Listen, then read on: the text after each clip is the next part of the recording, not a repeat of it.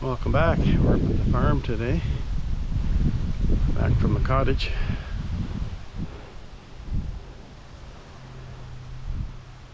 And those bales are still there. We're not sure when they're going to take them off.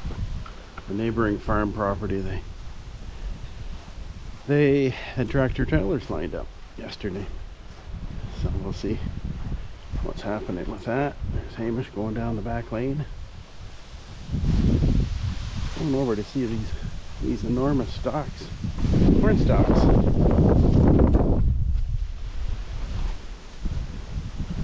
This one in the same time as the potato patch, and these stalks are huge.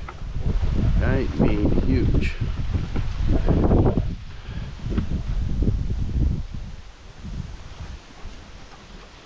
Boy, that's sandy soil.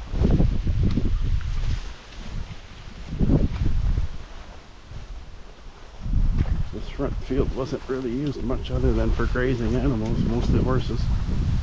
Look at the stalks here. That's nuts. Corn maze, anybody?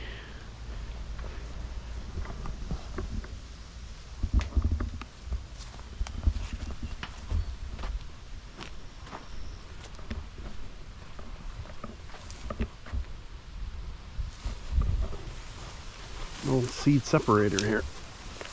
It was taken out of the main barn before we took it down, and it's a shame because it was in pristine condition. It had its original lettering on it. You can see it there, but it was in yellow. What a shame. It got dumped here.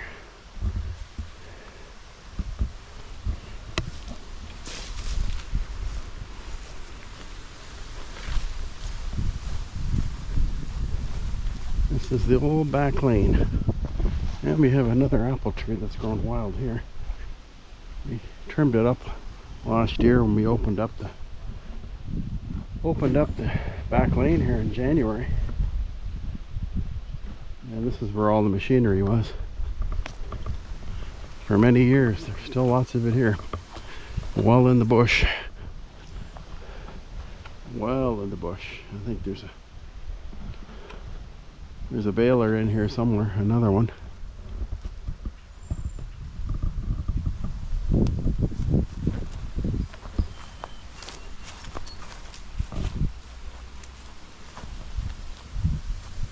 There's an auger of some sorts he used for pulling grain. It's quite long apparently.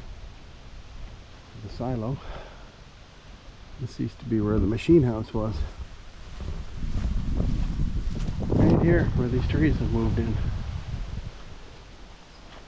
I guess it was standing up until about probably 1980. There's the back lane. You can see the road there, and that's the water down that point, the dam, and it's all Campbell land all the way down there and up, and then the lot sale started in 1980 thereabouts. 12 lots were sold by my uncle, and we're going to sell a couple of lots that we have no use for. They're in between two existing lots. We just got approval. We don't need it. It will take 2 acres of farmland out. We've already let our farmer know what's happening. Hamish! Hamish! Hamish!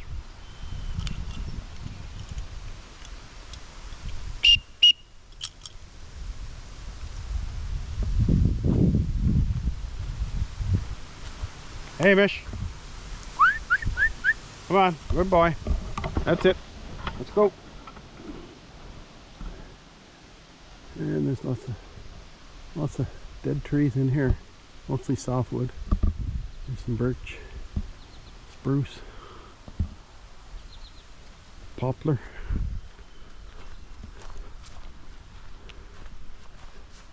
This way, Hamish. We got the bush hog going in here, but it's amazing. It doesn't take long. This was all cleared back in May. It was completely cleared in May, and it's right back up again.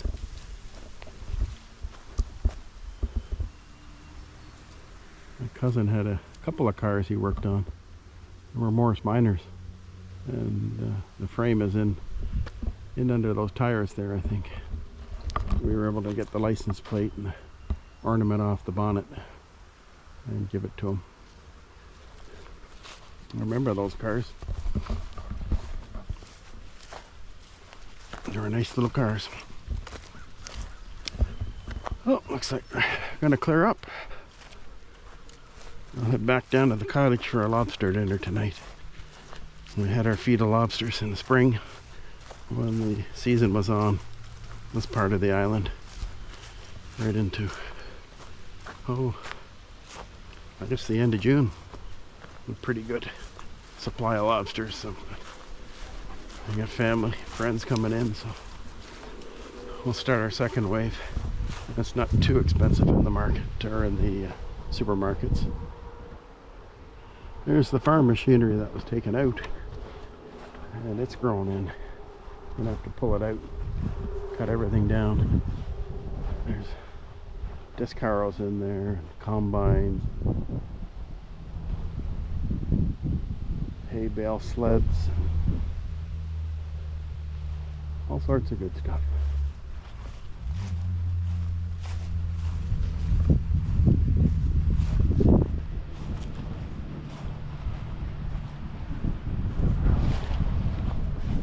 Make our way back. I can see an eagle in his usual place. He likes to soar. Now the weed is cleared. There's nowhere for these little animals to hide, but you can see him up there, right up there. He's been as low. There goes Kitty. That should attract the eagle. Hey Mesh, you leave Kitty alone. Hey Mesh. Hey Mesh. Oh, he just won't stop chasing that poor kitty.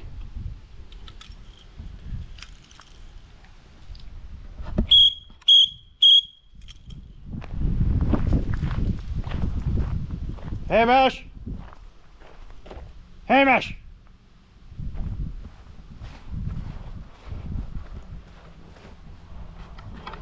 You leave Kitty alone. She doesn't need that stress.